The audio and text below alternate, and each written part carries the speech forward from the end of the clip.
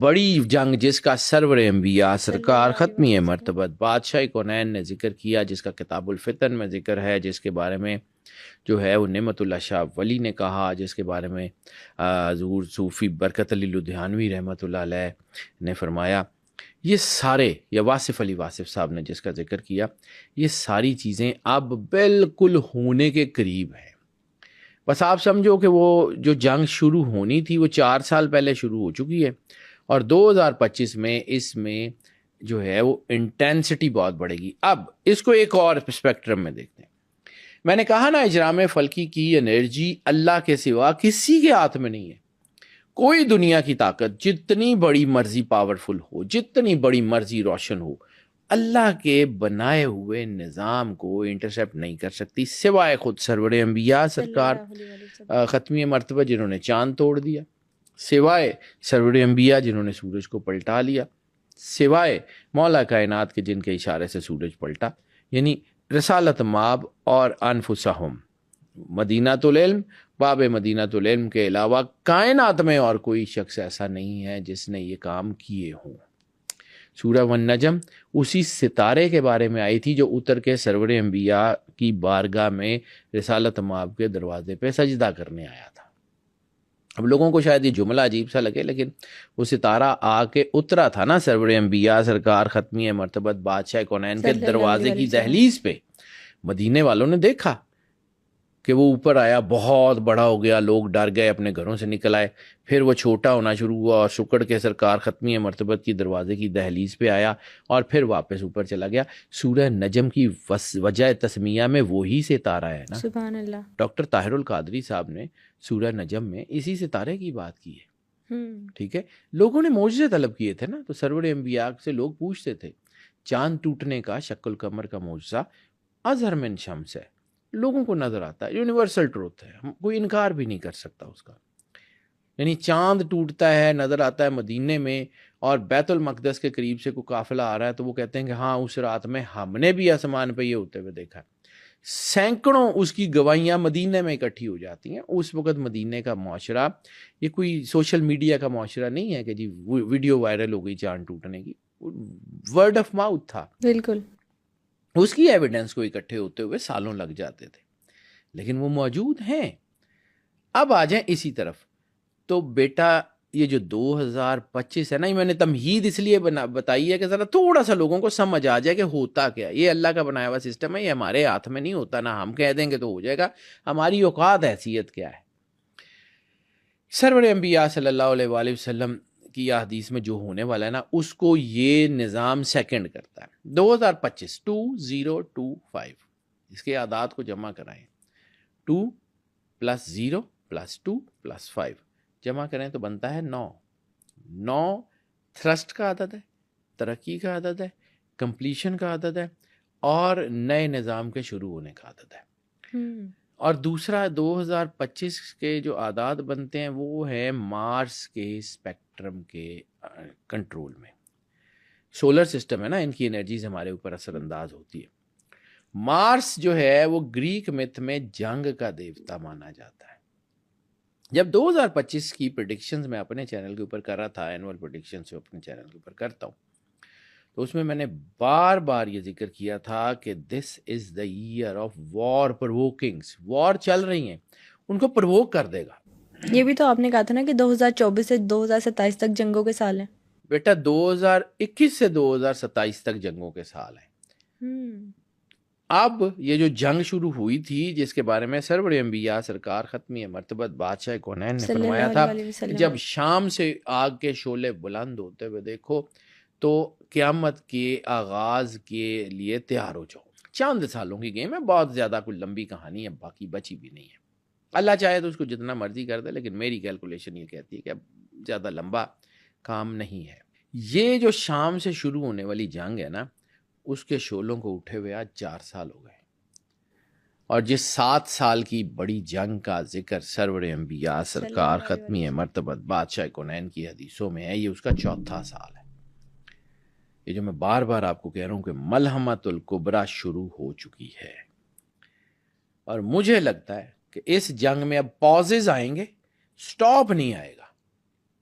اب وہ جنگ چاہے فلسطین کی ہو، وہ جنگ چاہے یمن کی ہو، وہ جنگ چاہے لبنان کی ہو، وہ جنگ چاہے ایران کی ہو، وہ جنگ چاہے جو ہے وہ مڈل ایسٹ کی ہو، وہ جنگ چاہے جو ہے وہ ساؤتھ چائنا سی کی ہو، ان جنگوں میں وہ رشین یوکرین وار ہو، ان میں اب سٹاپ کا بٹن نہیں ہے، اب پاز کا بٹن آ سکتا ہے۔ اوکے، اب سمجھیے یہ پازز آ سکتے ہیں، ایک سے زیادہ پازز آ سکتے ہیں، اب سٹاپ نہیں ہے، کیونکہ اللہ کی طرف سے اب یہ جو جس طرف نظام جا رہا ہے اس نے اب ختم کرنا ہے، اپنے آپ کو یہ ڈسٹروائے کرنا ہے۔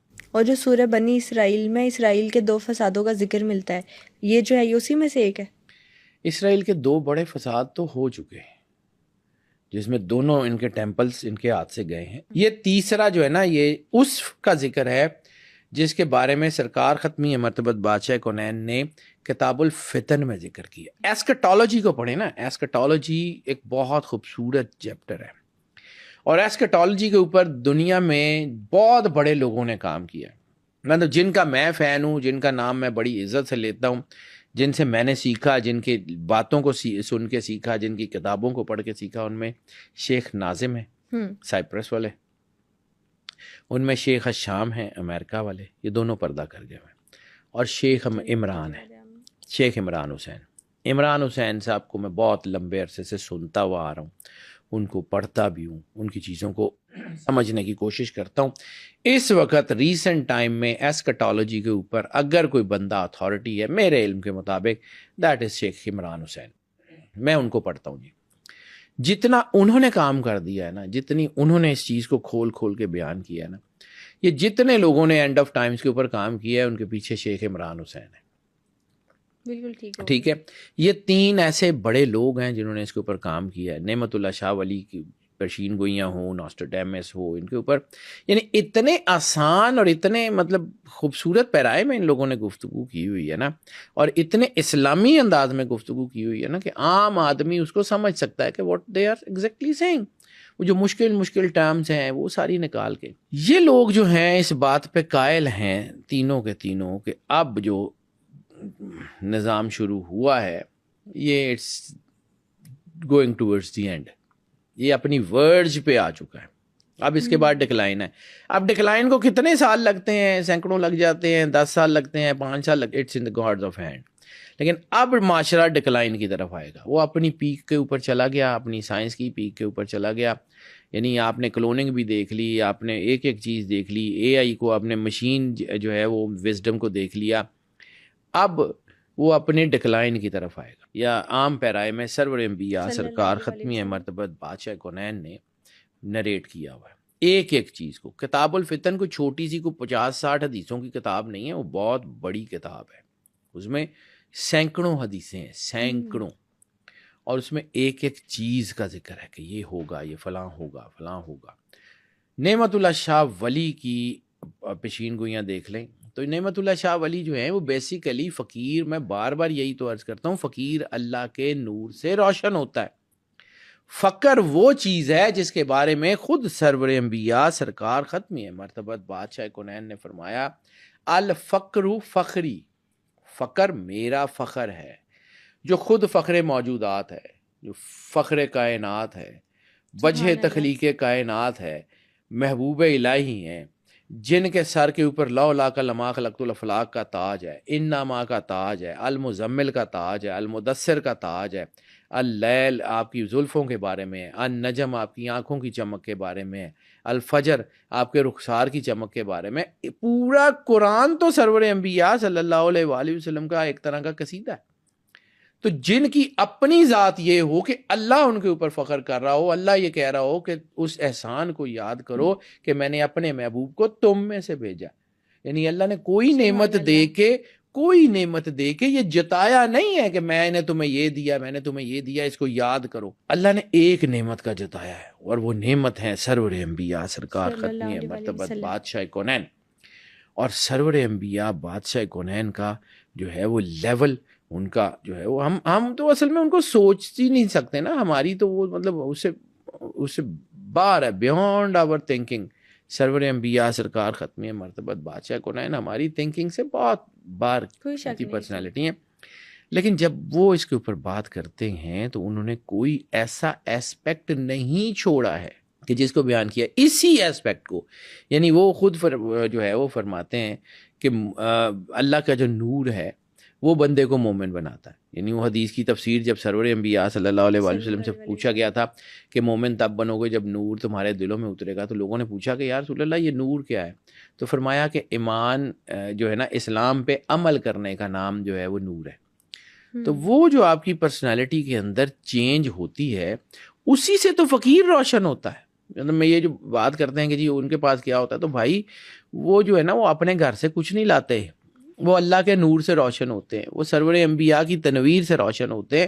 جب وہ تنویر سے روشن ہوتے ہیں تو ان کا ویژن براڈ ہو جاتا ہے. سرور انبیاء نے کہا جو ہے حدیث قدسی میں، رسالت میں آپ کی زبان سے نکلی نا، ہے حدیث قدسی، آپ نے کہا کہ اللہ فرماتا ہے کہ مومن کی فراست سے ڈرو، وہ اللہ کے نور سے دیکھتا ہے. مومن کا مقام یہ ہے. تو وہ مومن جو اللہ کے قریب بھی ہے، قربت میں بھی ہے، وہ ولایت الہی کے درجے کے اوپر ہے، اس کا مقام کیا ہوگا؟ تو نعمت اللہ شاہ ولی نے اگر کوئی ایسی باتیں کی ہوئی ہیں تو ہم اس کے اوپر ایسے جو ہے منہ کھول کے کیوں دیکھتے ہیں کہ جی ہو یا کیسے ہو سکتا ہے؟ 800 سال پہلے نعمت اللہ شاہ ولی نے بادشاہوں کے نام، ان کی اولاد، ان کے ٹینیور سمیت سارا کچھ بتایا ہے، نام لے کے. یعنی اس جو یہاں کے علاقے کی، انڈیا پاکستان کی جو ان کی پریڈکشنز ہیں وہ شروع ہوتی ہیں تیمور، امیر تیمور سے، کہ تیمور آئے گا، وہ فلاں علاقوں سے آئے گا، اس کا فلاں بیٹا ہوگا، نام لے کے، اس کا نام بابر ہوگا، اس کا فلاں اس کا بیٹا ہوگا، اس کا نام ہمایوں ہوگا، اس کا فلاں، ایک ایک نام لے کے اورنگزیب تک. اورنگزیب کے بعد انہوں نے یہ کہا تھا کہ یہ جو ہے نا ان کی حکومت ڈکلائن پہ آئے گی. اورنگزیب کے بعد یعنی آپ خود دیکھ لیں کہ اورنگزیب کے بعد جو ہے مغل سلطنت جو ہے وہ بالکل ڈکلائن پہ گئی. پھر انہوں نے کہا کہ جی انگریز آ جائیں گے، فرنگی آ جائیں گے، 100 سال حکومت کریں گے، اس کے بعد ایک ملک بنے گا. اس ملک کا ذکر ہے کہ ایک سلطنت بنے گی جو دین کے نام پہ بنے گی، اور پھر وہ سلطنت جو ہے اس کے اوپر مشکلات آئیں گی، پھر وہ سلطنت باہر نکلے گی، اور پھر وہ امام مہدی علیہ الصلوۃ والسلام کی جنگ میں ایک قلعہ بنے گی. کرنا ہم نے ہے، لیکن ہم کون ہوتے ہیں؟ اللہ ہو سکتا ہے، اللہ اس بات پہ قادر نہیں ہے. قرآن پاک میں اللہ نہیں کہتا کہ کیا اللہ اس بات پہ قادر ہے کہ تم سب کو ختم کر دے اور تمہاری جگہ نئے لوگ لا کے بٹھا دے. بیٹا ہم یہ سوچتے ہیں کہ ہم نے یہ کرنا ہے، ہماری اوقات ہے، حیثیت کیا ہے؟ اللہ نے جب اپنا کام کرانا ہوگا نا، وہ بندے بھی باہر سے لے آئے گا، اس کو آتا ہے، وہ رب ہے، وہ علی کل شیء قدیر ہے، وہ قادر مطلق ہے، وہ جو چاہے جب چاہے جیسے چاہے جس کو چاہے عطا کرے. ہم لوگ جو ہے نا یہ ہم کہتے ہیں کہ جی ہم نے غزوہ ہند لڑنی ہے تو ہماری اوقات حیثیت ہے، نہ لے انہاں کو لڑی جانی ہے بیچاریاں کو، ان کے تو پلے ہی کچھ نہیں ہے. یہ تو مطلب ظاہر سی بات ہے، جب انسان اپنے دین سے دور ہو جاتا ہے، جب اس کو جو ہے وہ یہ نظر آتا ہے کہ میری چیزیں خراب ہو گئی ہیں. سرور انبیاء سرکار ختمی مرتبت، بیٹا آپ زندگی گزار ہی نہیں سکتے جب تک سرکار ختمی مرتبت بادشاہ کونین کی تعلیمات کو نہ پڑھیں اور ان پہ عمل نہ کریں. یہ بڑی سیریس بات، سیدھی سی بات کروں، میں کوئی مذہبی بات نہیں کروں. میری زندگی کے 20 سال گزرے ہیں اس کو پڑھتے ہوئے، اور مجھے اس بات میں کوئی آر نہیں ہے کہ شاید میں نو مسلم ہوں. میں پیدا ہوا سادات کے گھر میں، ہمارے گھر میں دین بہت ڈیپ روٹڈ تھا. ٹھیک ہے، میرے والد صاحب علماء اکیڈمی کے جو ہے وہ پروفیسر ہیں، میرے والد صاحب اسلامیات کے پروفیسر تھے، دادا ابو تھے. ہمارا ایک خاندان ہے، ہماری جو ہے رگوں میں دین بہت ڈیپ روٹڈ تھا. لیکن ایک وقت آیا کہ مجھے نا یہ چیزیں جو ہے نا وہ سمجھ آتی. میں آپ کو ایک اپنے دادا جی کی کہانی سناتا ہوں. میرے دادا جی، اللہ ان کی تربت پہ کروڑ کروڑ رحمتیں نازل کرے، وہ بہت شاندار آدمی تھے. He was very senior bureaucrat, لیکن بہت شاندار مذہبی آدمی تھے. میں نے ان کا نام مذہبی حلقوں میں بڑی عزت سے لیا جاتا ہے. ماشاءاللہ. میں چھوٹا تھا، چھوٹا ان سینس کہ میں کوئی 7-8 سال کا ہوں گا، 3-4 کلاس کی بات ہے. تو والد صاحب کا ایک جملہ ہمیشہ وہ فرماتے تھے کہ ہم چونکہ پنجابی بولتے ہیں تو کہتے تھے کہ پتر اللہ تو بغیر گزارا نہیں. میں چھوٹا تھا، 3ری میں ہوں گا یا 4تھی میں ہوں گا. میں دادا ابو کے پاس چلا گیا. میں کہا دادا ابو، پنجابی میں بتاتا ہوں، میں کہا دادا ابو جڑے ابو کہندے نے کہ اللہ تو بغیر گزارا نہیں، تو اے جڑے اللہ نو نہیں مانتے مردے کیوں نہیں؟ تو مجھے ان کا ایک ایک جیسچر یاد ہے، ان کا لہجہ یاد ہے.